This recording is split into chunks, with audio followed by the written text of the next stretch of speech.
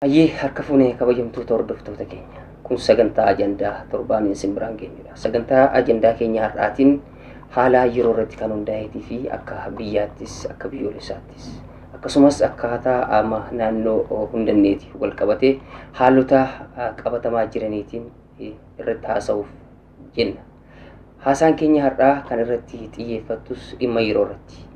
Kanaaf keessummootaa fi hayyuuwwan miidiyaa irratti dhageettii fi dhageessisaa jiran irratti waliin taanee yaadota kaasuuf jennaati hanga xumura sagantaa keenyaa nu faana imalaa jenna. Kabajamtootaa fi ajandaalee marii keenya irratti argaman duraan dursa gara isaaniitti isin dabarsiisan faana wal isin barsiisa. Ammas mee nu faana tura. Mee duraan dursa maqaa keessan eenyu jenna? Bahar Abdiitiin jedhama. Asuma jiraata magaalaa Harari.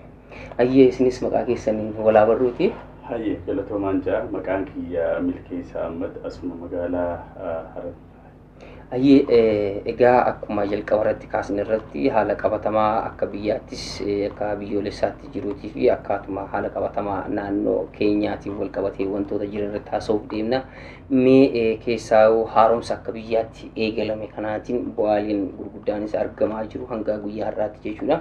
Kanaan wal qabatee immoo dhimmoonni nageenyaan wal qabatan akkasumas immoo walitti dhufeenya hariiroo hawaasaa dhimmoonni babal'isaniis akkasumas immoo gufuu kanaaf kan madda ta'anii argamaatii jiranii kanaan wal qabatee akka hordoftoota sooshaal miidiyaa yookaan immoo miidiyaa hawaasaa irratti akkasumas akka jiraata hawaasa takkaatti maal jettu sin? Galatoomaadha.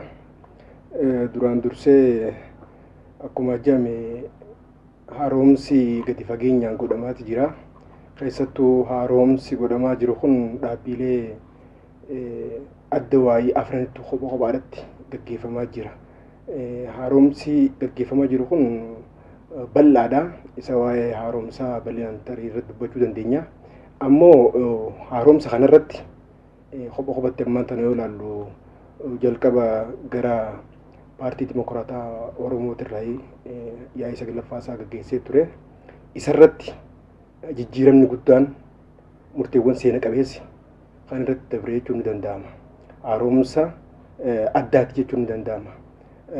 Kan hoggansi dargaggeessi gara fuulduraatti beekumsaa fi gahumsa qabuun gara fuulduraatti ba'e jechuun ni danda'ama. Kana qofa osoo hin ta'in dhaabni maqeeffama isaa kan duraan turellee ittiin jijjiire jechuun ni dandeenya. Akkasumatti illee faaruu isaatiillee kan jijjiire. Faaruu qofa illee osoo hin ta'in asxaa dhaabichaatillee kan jijjiire murteewwan gurguddoo kan dabarse.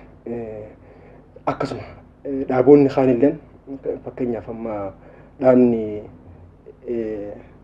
sosochii dimokiraataa uummata Amaaraatillee kan ture ammaan tana maqaan isaa paartii dimokiraataa Amaaraa kan jedhamu innillee akkasumatti haaromsa bal'aa gaggeessee jira kophatti. Kanarratti innillee akkasuma maqaa isaatiillee jijjiiree jira. Hoggantoota buleeyyii kabajaan gaggeessee dargaggoota gara koree jiddu galeessaa dhaabichaatti galchee jira. Murteewwan gurguddoo dabarsee jira. Asxaa dhaabichaatillee jijjiiree jira. Akkasuma dhaaba TPLF bira guudheetu xiqqashoo kanarratti tarii boodarra waan jechuu dandeenya. Dilasillee ta'uu baatu hangi tokko isaan birallee haaromsi godhamee jira. Gara kibbaattillee akkasumatti wantoota hedduudhaatu godhamee jira. Kuni walitti dhufeeti ammaan tana akka yaa'ii adda waa'iitti hararraa jalqabee gaggeeffamu kana. Haaromsi kun jijjiiramoota amma baatiiwwan shanan dabre kana dhufe akkaataatti fufsiisuun danda'amu irratti keessattuu dirree dimokiraasii bal'ate kana lafa qabsiisuu irratti wantoota guddaatu hojjetamaa jira. Faallaa kanaatti immoo gara gaafii keessatti dhufuudhaaf faallaa kanaatti wantoonni kana gufachiisuudhaaf kana faalleessuudhaaf waliin jireenya hawaasaa kana diiguudhaaf hojiiwwan dabaa hedduutu hojjetamaa jira. Hojiiwwan dabaa kun akkuma jedhamu warri jijjiiraman barbaanne akkuma duraan turan sanitti warri deemuu barbaadu ammaan tana waan kana gufachiisuudhaaf keessattuu yeroo adda addaatti saba dahoo godhachuudhaan amantaa dahoo godhachuudhaan walitti bu'insa sabaa uumanii hawaasa buqqaasanii lubbuu namaa akka baddu qabeenya akka baddu godhanii walitti dhufeenya hawaasaa kana balleessuudhaaf sochii guddaatu godhamaa jira. Keessattuu amma dhiyeenya kana gara wanta ilaaluu dandeenya naannoo Wallaggatti Wallaggaa fi Beenishaangul Gumuz jidduutti godhamte yoo ilaallu kanaan garaagarummaan qabu. Keessattuu jala bultii yaa'ii kanaatti gaggeeffamuunsaa takka yaa'ii kanaaf ajandaa biraa lafa kaa'uudha. kalamadaa walitti dhufeenya hawaasa sanii diiguudha.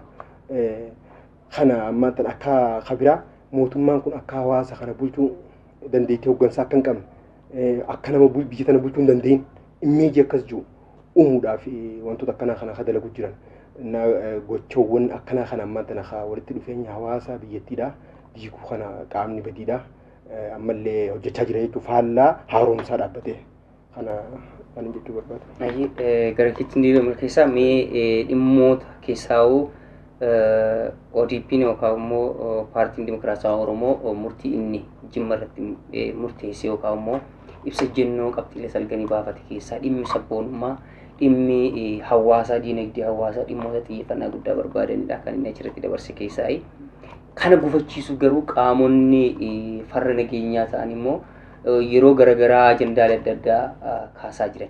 Kanaan wal qabatee hawaasni dammaqee piroojeektiilee akkasii kana ofirraa cufuu akka danda'u irratti maal godhuu qaba keessaa'u dhimmoota murtiilee dhaabne achirratti dabarsisaniitiin wal qabatee mee wanti jettu jira.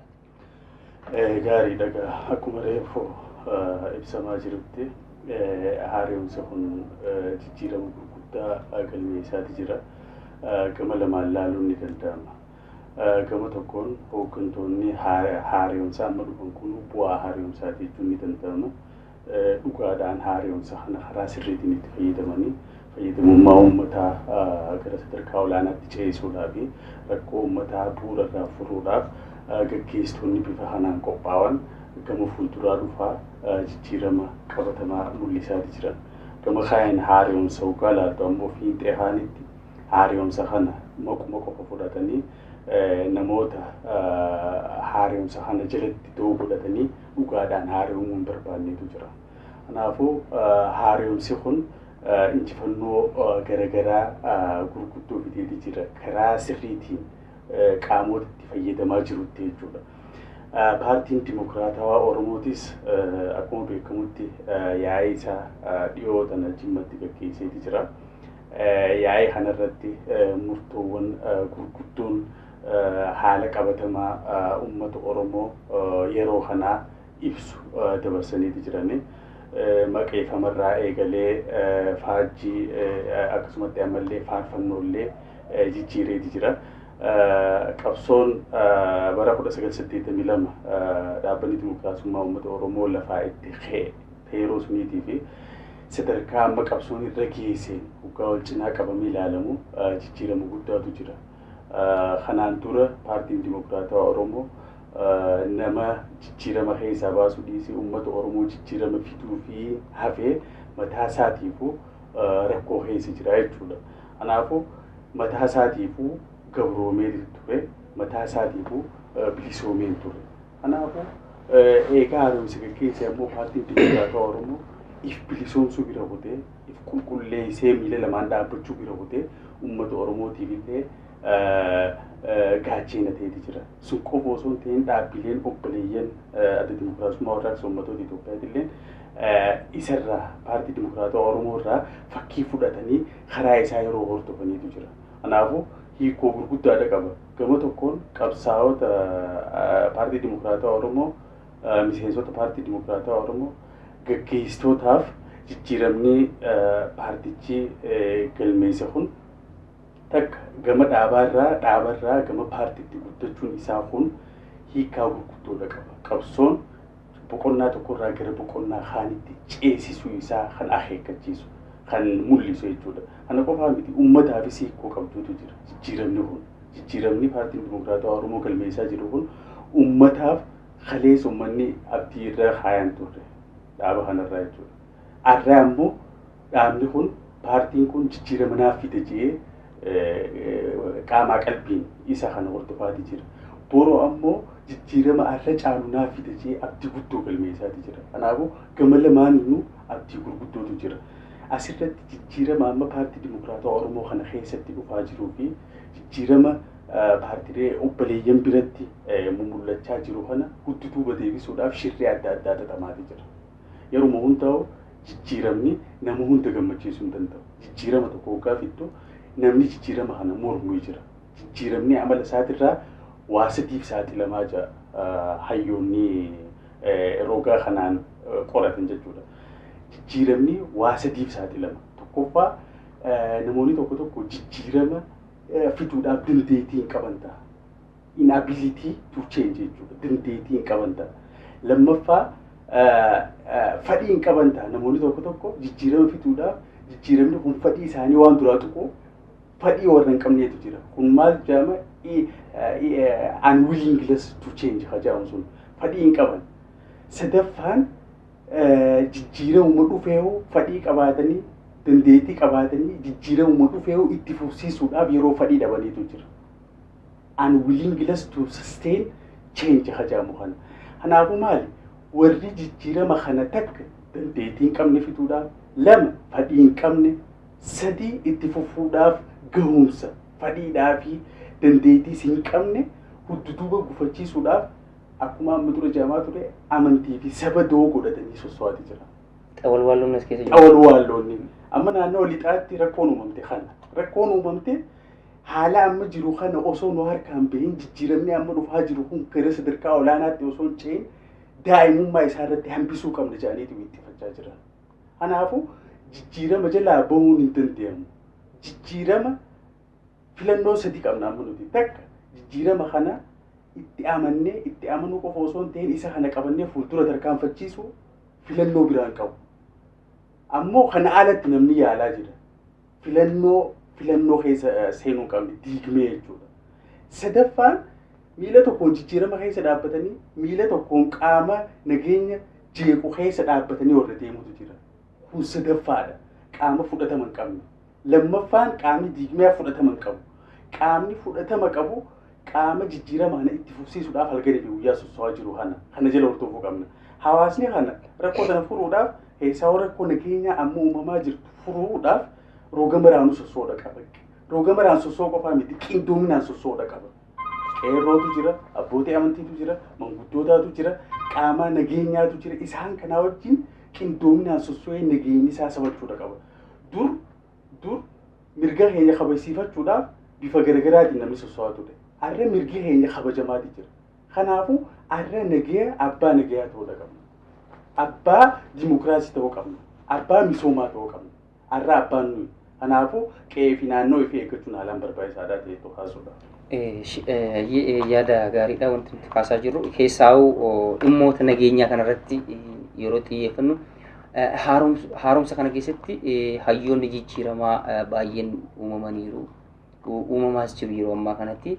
Keessaa'uu wantoonni xiyyeeffannaa addaa barbaadan fakkeenyaaf duubatti deebinee yoo kalaallu taate bara 2010 keessa yeroo dhaabni paartiin dimokiraasawaa Oromoo osoo maqaa isaan jijjiirratiin dhaabni dimokiraasawaa Oromoo jechuudha. Gaafa haaromsa eegalu uummata Oromoo naannoo Somaaliirraa buqqisuun eegalameeti hanga har'aatti hanga fiixa haaromsa kanaatti ammoo uummata buqqisuu fi uummata sabaaf saba biraa walitti buusuun owweeti jira. Keessaa immoo yeroo ammaa kana keessaa waan giddu gala Oromiyaa irratti ta'ee ilaaluun ni danda'ama. Buraayyuu irratti lola sabaaf sabni osoo hin qabaatin osoo wajjin jiraataniiti sabni Oromoo saba keenya miidhee akka fakkeessutti wantoonni ka'aa tureetu uumamaa ture. Yeroo ammaa kana immoo haaromsa akka dhaaba arfaniitti adda waa yeroo walgahii qabutti jala bultiisaa keessatti uummata karaa lixaa Oromiyaatiin buqqa'uun sabaa ollaa wajjin walitti buusuun daangaaf daangaa fakkeessuun suni ija siyaasaatti yookaan immoo jijjiirama biyya kanaa keessatti hangam fudhatamummaa qabaa xiyyeeffannaa kanaaf hawaasni nageenya kana eegsisu maal godhuu qaba? Galatooma akkuma jaame yeroo ammaan tanaa kana jijjiiramoota dhufaa jiru kana qaamonni itti fufsiisuu hin barbaanne ajandaa kana qabatanii itti isaan sosso'aa jiranii. Keessattuu ajandaan kun akkuma ammaan dura jechaa turre ajandaan kun ajandaa itti fufiinsa qabu. Ajandaa ammaan tana lafaa uumamee miti. Keessattuu akkuma reefuun tanaatti jalqabarra kaaftisan yeroo uummanni keenya Somaalee naannoo Somaaliitti irraa buqqa'urraa kaasee ittuma fufeeti gara Finfinneetti hojii wal qabatee naannoo Gaambeellaatti hojii sammaan dura wal qabatee jira. Kibba keessattis iddoo adda addaatti sochiin uummata walitti buusuudhaaf karaa amantiitiin karaa sabootaatiin walitti buusuudhaaf godhamu kun waan akka tasaa dhufu jiru miti. Waan itti yaadamee bu'aa siyaasaa harkachuudhaaf qaamonni silaa aangoo malle barbaadan keessattuu karaa siyaasaatiin injifatame kun injifannoo san deebisanii argachuudhaaf shirii isaan xaxaa jiranidha. Amma dhiyeenya kana akkuma ammaan dura kaasaa ture kan Finfinneedha. Akkaataa inni itti uumamaa ture, eessarra akka uumamaa ture, eenyu akka uumamaa ture, ajandaa bal'aadhaaf ture. Wanni kun qaamonni adda addaa keessaa akka harka qabaachaa turan akka mootummaattis bira gahamee jira. Kan keessa ajandaa isaaniiti malee ajandaa sabootaati miti. Gaafii bulchiinsaa keessa hin jiru jechuudha keessa ajandaa poolitikaa, ajandaa siyaasaa isaanii galmaan gaachuudhaaf. Akkuma wal fakkaataadha ammaan tana dhiyeenya kana gara Wallaggaatti ka'ee kun keessattuu wanti san qoomsaatti irraa yoo ilaalle jalqaba namoota ammaan dura walitti bu'iinsa ammaan duraatiin gamas irraa buqqee gama Oromiyaa keessa qubatee jirutu jira. Namoonni kun baay'eedha, lakkoofsi isaanii gara nama 13,000 lakkoofsa ga'u. Kanarratti hooggantoonni naannolee lamaanii gara Wallaggaatii fi gara Beenishaangul keessattuu godina Kamaashii uummata kana deebisanii qubachiisuu irratti mariin kan gaggeeffamaadhaa ture. Mariin kun guyyaa fulbana 15ti kan jalqaba mariin jalqaba. Guyyaa itti aanullee mariin san itti fufeeti. Magaalaa Mandii keessatti gaggeessaa turan jechuudha guyyaa qaniin 16. Waan kana waliigalteedhaan xumuranii uummata kana deebisanii qubsiisuudhaaf waliigalanii xumuranii odoo isaan waltajjii kanarraa ba'anii gara iddoo jireenya isaanii gara hooggantoonni naannoo Beenishaangul Gumuz deebi'aa jiraniiti.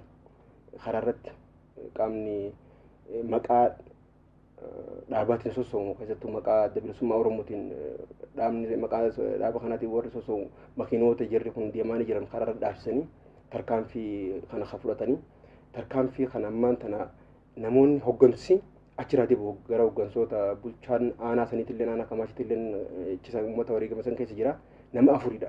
Achi keessatti wareegame namoonni hooggansonni mootummaa makiinaalee hangi tokko badanii turanii amma akka ka'umsaatti jalqaba jechuun akka ka'umsaatti uummanni naannoo Beenishaangul keessattuu godina Kamaashii keessa jiru waan kana guudhaga'u waan kana haaloo ba'uufi saboota keessattuu saba Oromoo bal'inaan fi saba Amaaraa irrattis walitti bu'iinsa keessattuu gara tarkaanfii fudhachuutti qaceeyame kun akka ka'umsaatti kana godhatanii waan kanaan sababa kana walitti bu'iinsi uumame.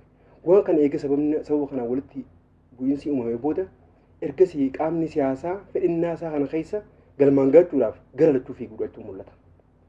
Keessattuu gamasii namoonni maqaa adda addaatiin maqaa investimantiitiinis haa ta'u ammaan duricha keessatti hidhatanii jiran maallaqaan uummata kaasuudhaatu mul'achaa jira.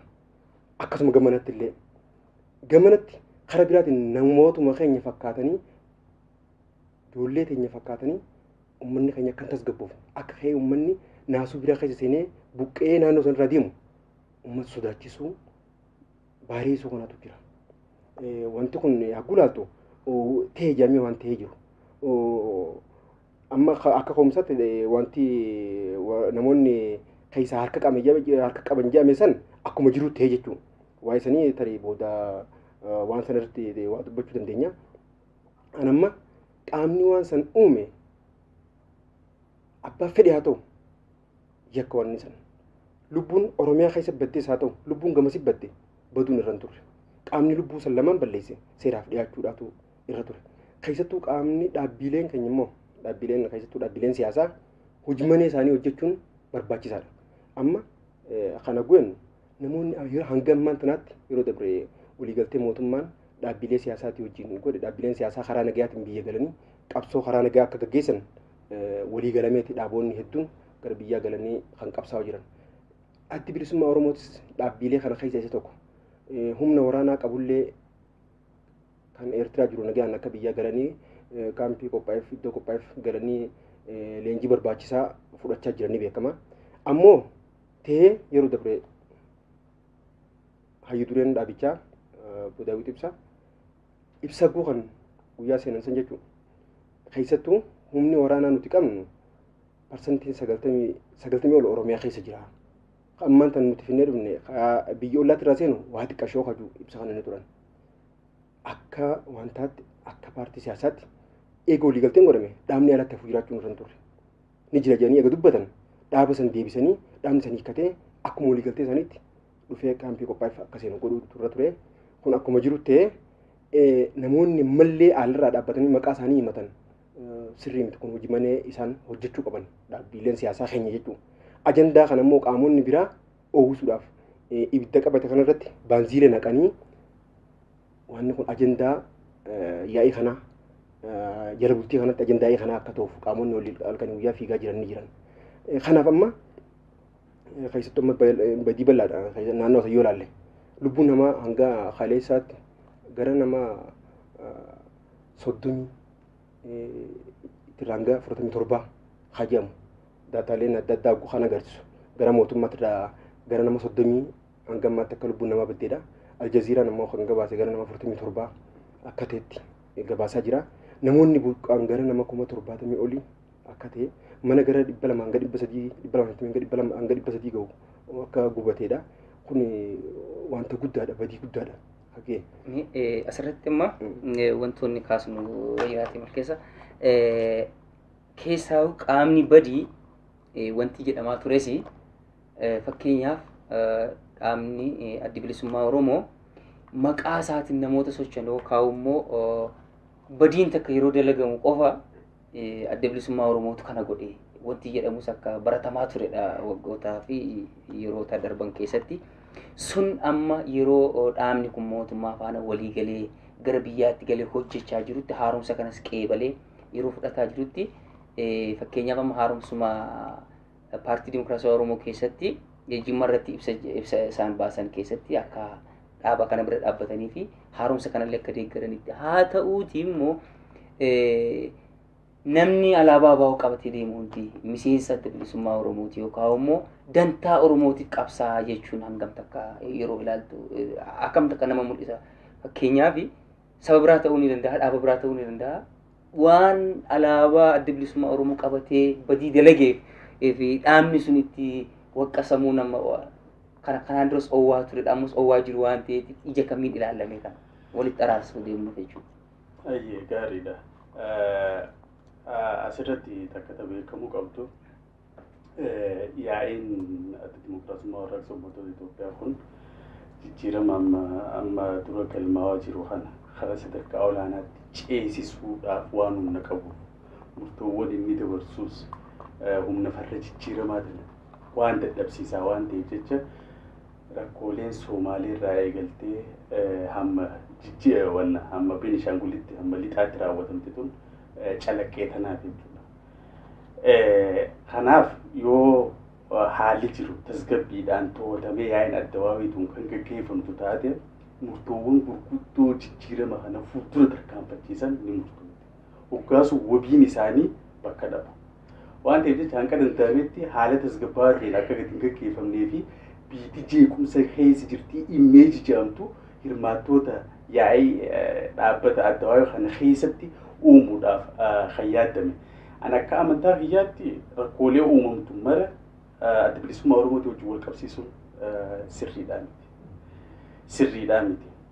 Takka alaabaa wajjin namni alaabaa adda bilisummaa Oromoo qabatee adda bilisummaa Oromootu rakkoo kana uume jechuun sirriidhaa miti. Alaabaan sun faajjii adda bilisummaa Oromooti malee jalqabarraa seenaa qabsoo bilisummaa Oromoo keessatti alaabaa dandeesse. Alaabaa seenaa qabsoo bilisummaa Oromooti wajjin akkaan wal qabatte jechuudha. Kanaaf namoonni waan akkanaa dalagan keessumattuu waggaa guutuu tokko raawwate adda bilisummaa Oromooti wajjin wal qabsiisan kun maali kaayoon isaanii kajaamu sirrii ilaalamuun barbaachisaadha. Maaliif faajjii tana qabatanii hojii badii dalaganii kajaamu sirrii ilaaluun barbaachisaadha. Keessumattuu eega adda bilisummaa Oromoodhaa gama biyyaa galee asitti humnootiin tokkummaa Itoophiyaa leeliftu. Tokkummaa Itoophiyaa leeliftu alaabaa takka biyya takka warri jiru adda bilisummaa Oromoo seenuu kana hedduu ittiin qabnu. Isaan ka barbaadan daayivarsitii jechuudha. Garaagartee sabaa fi sablammootaa, garaagartee amantii, garaagartee ilaalcha siyaasaa kana hin barbaadan humnootiin kunneen. Humnootiin kunneen wanti isaan barbaadan tokkummaa Itoophiyaa bakka Itoophiyummaa kajaamu qeebalii. An Oromoo dhiyoo jette fudhataman qabu isaan biratti. An Harariidha saba Harariiti yoo jette fudhataman qabu. an amaara yoo itti fudhataman qabu. Isaan biratti wanti fudhatama qabaata sirraa qeebaluu danda'an Itoophiyummaa fi Itoophiyummaa qofa. Nama alaabaa qabatu haalellaa irra bananiitu jira. Nama alaabaa faajjii bilisummaa Oromoo tana qabatu haalellaa irra bananiitu jira. Kan lubbuu isaa tanaaf jee dhabeetu jira. Isuma qobachuu qofaa jechuudha.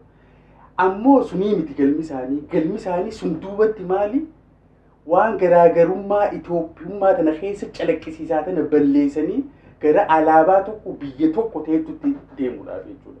Kun haleellaa adda bilisummaa Oromoo qofa irratti alaabaa qofa irratti aggaamame osoo hin ta'in haleellaa uummata Oromoo kallattiidhaan irratti aggaamame jeetiin fudhata. Kanaafuu marraa dabartees kaafneeti ture dhimma kana. Dirreen dimokiraasii eega ballattee booda takka seerri dirree dimokiraasii kabajamuudha qaba. Garaagarteen ilaalchoota garagaraa keessummachiisuu kabajamuudha qaba. Antura Oromummaa kiyyaaniin boona. Achi booda Itoophiyummaa kiyyaanis niin boona yoo niin jee yaadni kiyyanaaf kabajamuu qabu. Kaan lakkii dura Amaarummaa kiyyaaniin boonu Itoophiyummaa kiyyaaniin boona yoo jees mirga isaati. Garaagarummaa ilaalchaa kana kabajuudha qabna.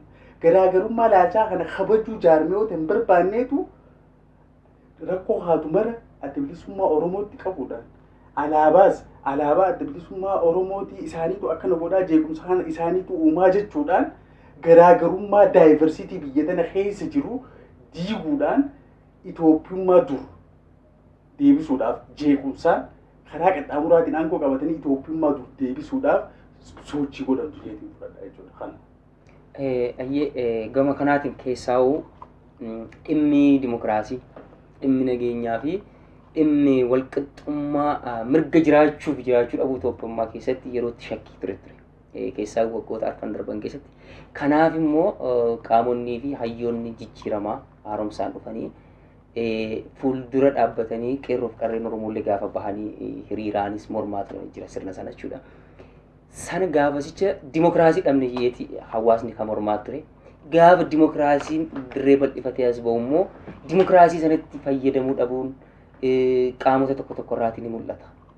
Keessaa akkuma amma ajandaa goonee haasaa jiru kana dhimma nama buqqisuu, dhimma maqaa nama xureessuu, gandummaa fi godinatti amantiitiin nama qoqqooduun ajandaa ta'eeti jira. Suni hundi fakkeenyaaf amma yoo Oromiyaa keessatti fakkeenya godhannee akka naannoo keenyaattis kakaasuun yoo taate Oromoon Oromummaamatti amaneeti kan inni asiin gahees jaarrota meeqa gidduus mirgi eenyummaa isaa waan sarbameef fakkeenyaaf dhaabaa adda bilisummaa Oromoos yoo kakaasun taate dantaan Oromoof Oromiyaa tuqamee jeeti sirna irratti kan inni qabsaa'aa ture akka seenaarraas argaa jirrutti saba irratti hin qabsoone dhaaba takka irrattis dhaaba dhuunfaa takka irrattis hin qabsoone. Kanammoo namoonni dhaaba biraa kaa'uu saba biraa ta'uus ni malanii alaabaa sanaatiin badii dalaganii badii sana gara adda bilisummaa Oromootti gara saba Oromootti fiduun sun dirree dimokiraasii bal'ate kana waan cilee dibaa jiranii hin fakkaatu gama kanaan akkamitti ilaaltan? Galatooma dura akkuma jedhame hawaantaa sirnaan eegaluu barbaada. Keessattuu gochoota badii adda addaa raawwatamu kana maqaa baa'ootii wajjin wal qabsiisuudhaa wajjin wal qabatee xiqqashoo dabalata kan nun barbaade ibsa dabalata. Wanta kana gulaallu hanqinni jiru akkuma jiru ta'ee jechuudha. Amma yoo laaltimmaan dura namoota burraayyuu keessatti yoo laalte namoonni baandiraa qabatee uummata buqqaasaa ture nama afaan Oromoo dubbachuu hin dandeenye. Garuu baandiraan isaa yeroo sana harkaa qabachaa turan baandiraa adda bilisummaa Oromoo akka turte. Warrichi irraa buqqee yeroo interview godhamanii dubbatan kan ibsan jechuudha. Kun maalitti agarsiisa namoonni mallattoo san qabu Oromoo dheechuu hin dandeenye. Namoonni baandiraa san qabatee yookaan maqaa kanaan qaba jeef moggaaseef miseensa dhaabasanii yookaan nama dhaabasanii hojii qabsaa'u ta'uu danda'a jennee dubbachuu hin dandeenyu. Ani amma maali kan inni jechuu barbaadu maqaa kanan hedduu uummanni Oromoo miidhamaa ture. Arrallee maqaa kanan uummata Oromoo miidhuu barbaadan. Maqaan kun taappeellaa itti namoonni hedduun itti hidhamaa ture. Warri san bare arrallee maqaa kanan akkasumatti cilee dibee uummata Oromoo itti miidhuudhaaf paartii siyaasaatii miti himma kan miidhamuu barbaadu jirti. Saba Oromoo miidhuuf arrallee. Haja'amuu qabu amma dhaabichi namoonni isaa akka dhaabatte jechuudha adda bilisummaa Oromoo. Namoonni isaa jiru yoo jiraate waamicha godhee namoonni kiyya jirtan kottaa kana ichi dabre mootummaan tarkaanfii seeraa akka fudhatu as bee ifa dubbachuu danda'u qaba. haggoo kana gootu mootummaan dirqama nageenya lammiilee kabachiisuu dirqama nageenya biyyattii eeguuf dirqama waan qabu jecha dhaabichi aan miseensa kiyya kaniin qabu galfadheetiin jira guje haafe miseensa dhaabaan jaamu akka shiftaatiin lakkaawama mootummaan tarkaanfii seera kabachiisummaa irra fudhataa taa'ee jechuudha. Amma kan mul'achaa jiru gama wantaatti kan jiru kan irree mintara kaasuu barbaachisan dhaabichi yoo namni alatti raafe jiraate kottu seenii jechuu danda'u turre ture.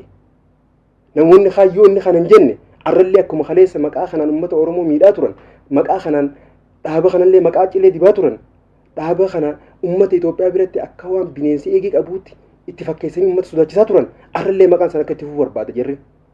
Kana uummanni keenyaas dhaabnis dur dhaabbatee haquu danda'uudha qaba. Dhaabni namaa alaa qabu hin qabu galfadheetiin jira jechuu danda'u qabas bee yoo jiraate immoo waamicha godhee as deebisuun as naquu qaba.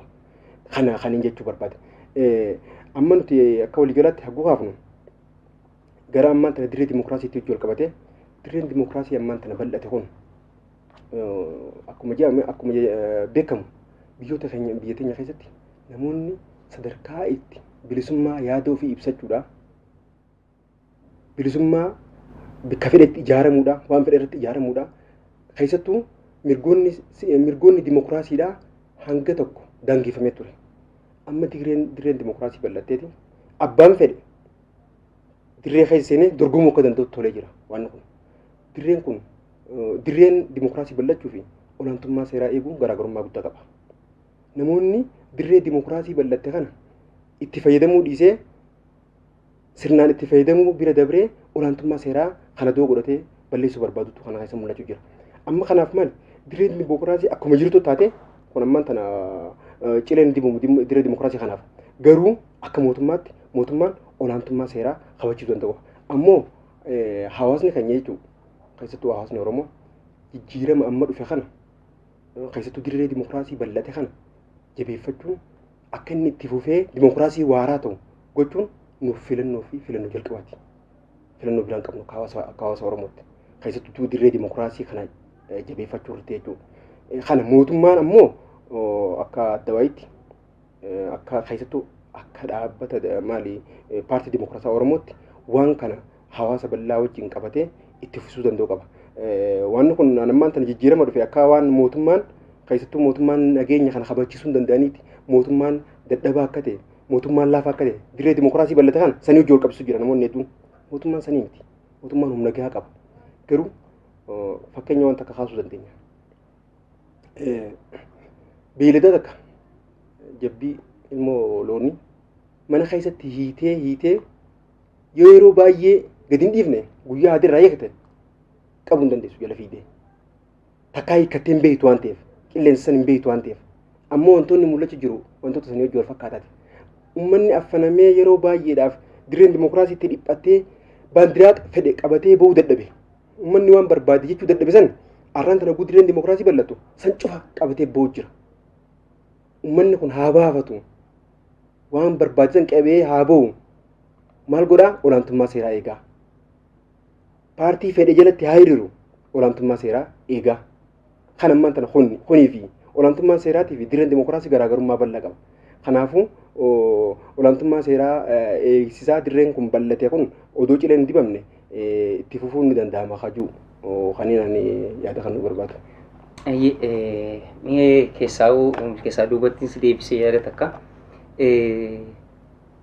baroota darban keessaa waggoota 27 adda waa'ee biyya kana bulchaa ture keessaa waggaa 23 yookaan waggaa 24 hawaasni yookaan immoo sabni takka naannoo takka rakkee amma fakkeenyaaf naannoo Oromiyaa irraa gara naannoo Kibbaatti yookaan naannoo Amaaraa irraa gara naannoo Oromiyaatti sabni buqqa'aa hin turre. Sirnoota darbee keessas seenaan tokko kan mul'isu sabumaaf saba amantiin walitti buusuutiin ka umurii dheereffamaa ture malee akkana saba buqqisuun dirree bahanii nu keessaa bahiin sunii fi akka wal keessaatti sabni kun bahu akka wal jibbu fi akka Oromoon hammachuu hin dandeenye takka goosisuun kun waggoota lamaan kana keessa oowwee jira.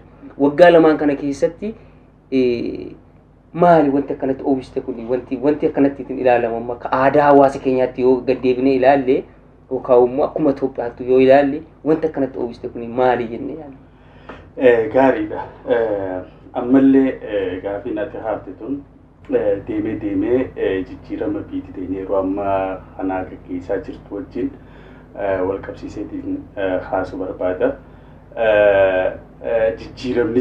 Jijjiiramni waasati if keessaa qaba yeroo hundaa jechuudha. Takka driving force warra jedhamutu jira, warra jijjiirama kana fuuldura tarkaanfachiisuu barbaadutu jira. Lammaffaa restraining force warra jedhamutu jira.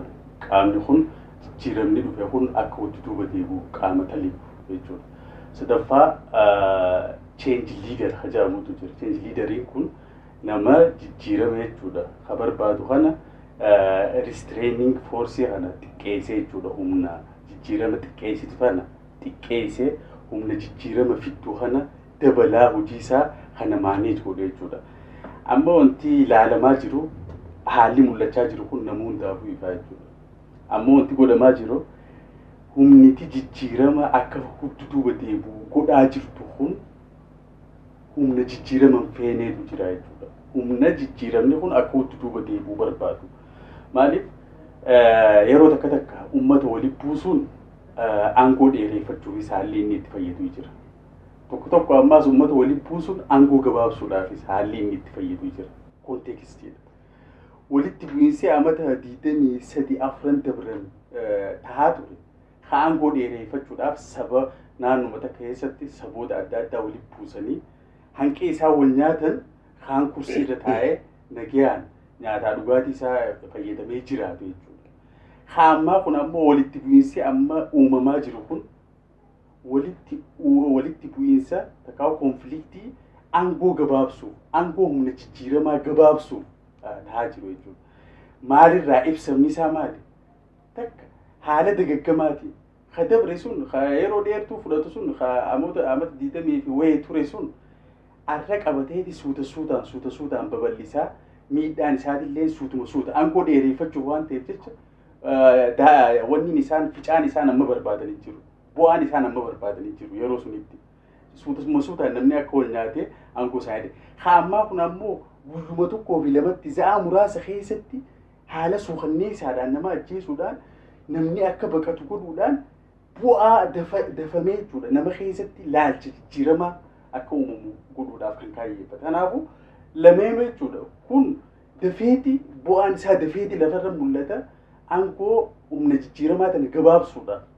Olaantummaa uummanni Oromoo biyya bulchuudhaaf carraa argate tana dhoorkuudhaaf. Oromoon bulfamuu malee nama bulchuu hin danda'u. Oromoon biyya qabannaani sadarkaa biyyaatti bulchuu eegallaani shoorkaan dilli kun uumamte. Kanaafuu Oromoon nama jala deemuu malee namaan deemuu hin dandeessu imeeji jettu nama keessatti uumuudhaaf jechuudha. Kanaaf sochiin akkanaa bakka jirtutti hooggansi jijjiiramaa wanti godhuu qabu waasati. Kanarratti kanuma cinatti ilaalamuu qaba. Takka humnitii driving force fi restraining force jedhamtu tun adda bahamtee ilaalamuudha qabdi. Driving force kun maal faadha? Humna jijjiiramaan fuuldura fufsiiftu maal faadha? Jedhamee sirriitti xiinxalamuudha qaba. Kanuma cinatti ammaas restraining force kun humnitii jijjiirama kana danquudhaaf jeequmsa uumaa jirtu kun maalii jedhamee steeppiin duraa kun ilaalamuudha qaba. Steps of change jedhama. Boqonnaalee jijjiiramaa jedha. Lammaffaa irratti eega kun adda ba'ee booda kamtu kiriitikaalaa, kamtu murteessaadhaa, kamirra xiyyeeffatamuu qaba lameen irraa driving force fi humna jijjiirama fuuldura tarkaanfachiiftuu fi restraining force humna jijjiirama danqitu kana qabxiileen achi jala jirtu kamtu xiyyeeffannaan itti kennamuu qaba kiriitikaal kajaame sun adda ba'uudha qaba. Sadaffaa irratti humni jijjiirama fidu kun eegatan adda baase booda sadaffaa irratti driving force kun restraining force irra guddachuudha qaba. Wanni isaa hojiin driving force tun kaan caaluudha qabdi. Hojii kaan dalagu caaluudha qabdi. Steepii sadeen kanarraa amman keenya. Ana akka kiyyatti amma jijjiiramni amma dhufaa jiru kun ta duraarra adda baasuurra gaheeti jira. Kamtu kiriitikaalaa adda baasuurra hedduu hageenatti hin fakkaatu. Sadaffaa driving force humni jijjiiramaa tun humna jijjiirama gufachiisurra guddachuudha qabdi. Hoggaa akkas taate jijjiiramni wabii argate jechuudha. Miila lamaaniin dhaabbate jechuudha. Kanaafuu roga kanaan hedduu dalaguun barbaachisaadha. Kanaafuu bifa kanaan jijjiirama kana akka miila lamaan lafa qabatee deemu hedduu irratti dalaguun barbaachisaadha jechuudha bulu.